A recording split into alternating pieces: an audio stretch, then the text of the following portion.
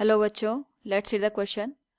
A solid sphere of mass small m is placed on a rough inclined plane as shown in figure. The coefficient of friction mu is not sufficient for pure rolling. The center of sphere slides a length L on the incline from rest and its kinetic energy becomes K. Then work done by friction will be, here we have given 4 options. Now to answer this question, first we will discuss here the key concept. And here the key concept is work energy theorem. Now according to the work energy theorem, किसी भी system पे जो total work का sum होता है it is always equal to the change in the kinetic energy.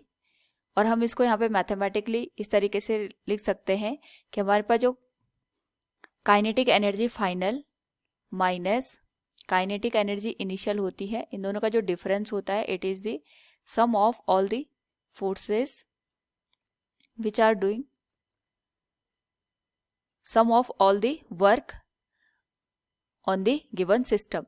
तो यहाँ पे हमारे पास एक सॉलिड स्फीयर दे रखा है जो कि इंक्लाइंड सरफेस पे यहाँ पे मोशन कर रहा है.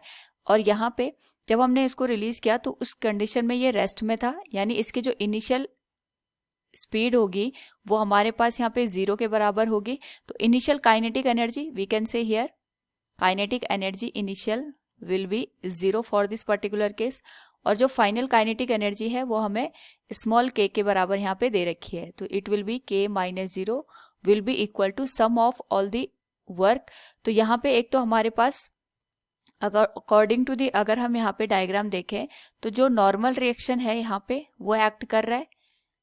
दूसरा यहाँ पे जो ग्रेविटेशनल फोर्स है अगर हम देखें ये डाउनवर्ड डायरेक्शन में mg फोर्स एक्ट करेगा. और इसके अगर हम दो कंपोनेंट बना दें तो ये बनेगा mg cos थीटा, क्योंकि ये वाला एंगल हमारे पास थीटा के बराबर होगा, और ये होगा mg sin थीटा के बराबर.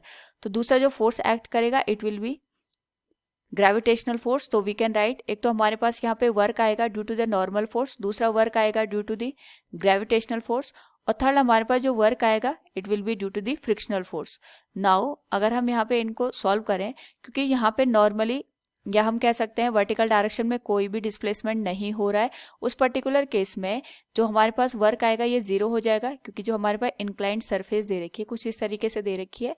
यहाँ पे जो फोर्स लग रहा है इस डायरेक्शन में लग रहा है, और जो मोशन हो रहा है वो हमारे पास यहाँ पे ओनली हॉरिजॉन्टल डायरेक्शन में हो रहा है. तो इसकी वजह से जो वर्क आएगा वो 0 हो जाएगा.